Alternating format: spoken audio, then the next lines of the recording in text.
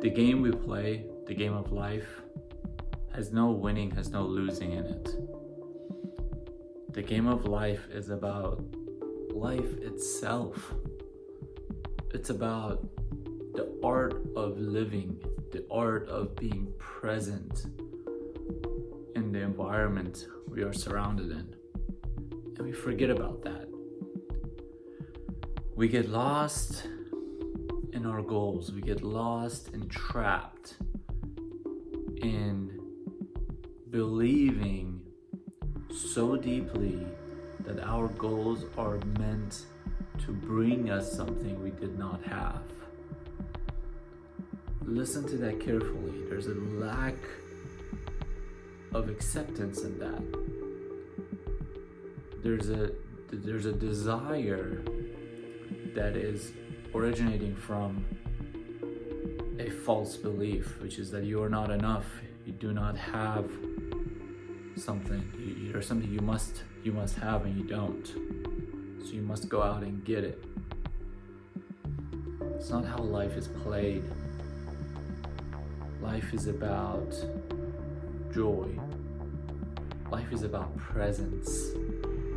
Joy is found through dancing. Joy is found through a delicious meal, cooking a delicious meal, eating a delicious meal, enjoying a glass of wine. Joy is about enjoying the sunset, going on a date, making someone smile. None of those things bring anything back to you in terms of long-term growth. None of those things give anything in return except for the beauty of the moment you get to experience as you go through the moment of experiencing it. And that's it. After that moment, they're essentially lost. Once you cook the meal, you eat it, it's gone. Once you drink a glass of wine, it is gone. Once you witness the sunset go by, it's dark. And you have to wait another 24 hours for it to come back. And that is exactly life. Once you go on a beautiful date, eventually the date ends. It ends with a kiss, it ends with a hug, it ends with beautiful sex, whatever it is. One way or another, it ends. It ends the next morning. And then you're alone. And then you're left with your own thoughts again of what is life, what is the meaning of this existence. And you do it all over again. And the meaning comes back. And it makes you feel attached. It makes you feel desired. It makes you feel wanted. It makes you feel loved. Then you let it go again. And you feel the emptiness. You let it go again. And you feel the nothing. You feel the question of why am I here? What is the purpose of any of this? The only purpose that we can all agree on is joy. The only purpose is to make each other laugh, smile, have a good time. The only purpose is to help ourselves, help each other out, to give love and receive love back.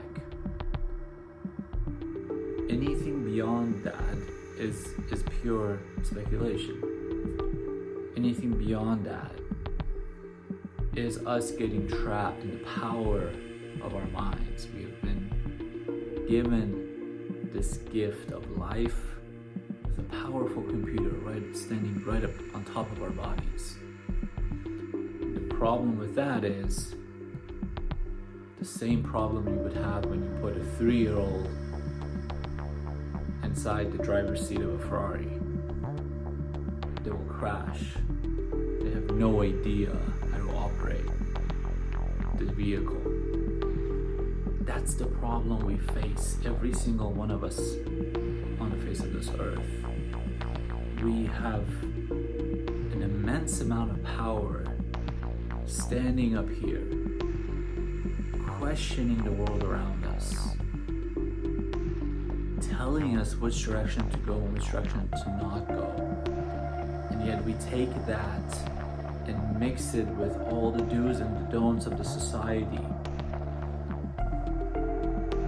and we manipulate these thoughts for it to be some sort of a balance for what others wanted us to do, for what the society tells us to do. Sometimes it's not even others, because they don't even want that, right? They think that we want that. So no one really knows what they want. Everyone's doing something else because somebody else might be happy. And through that experience, we avoid our own inner intuition.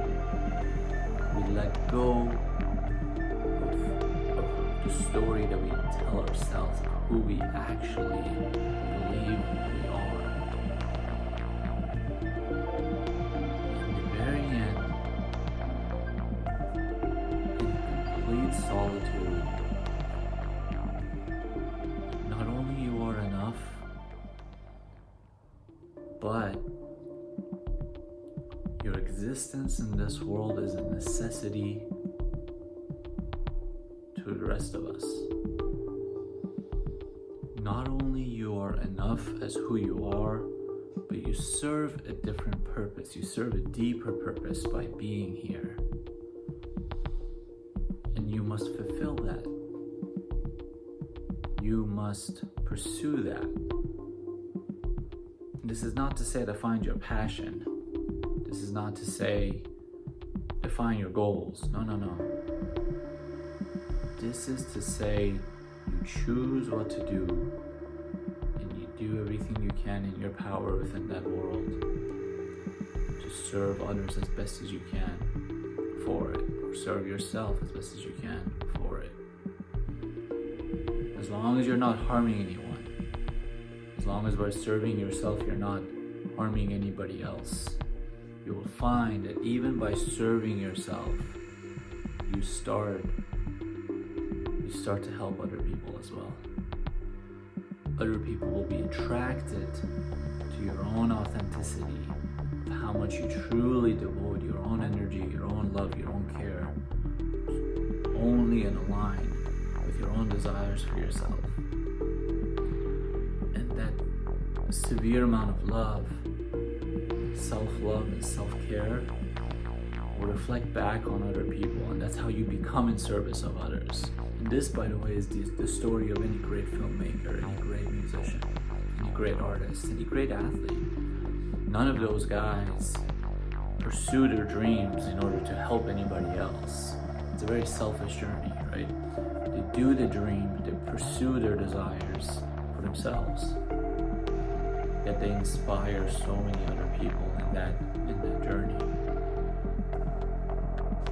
Because plenty of us out here struggle with our own authenticity. Plenty of us out here struggle with the acceptance of self, with the acceptance of the operation up here,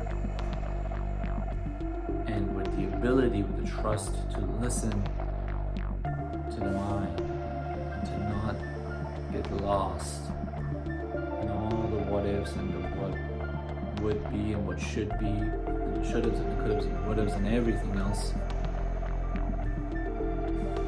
We get lost within that world and we cannot focus.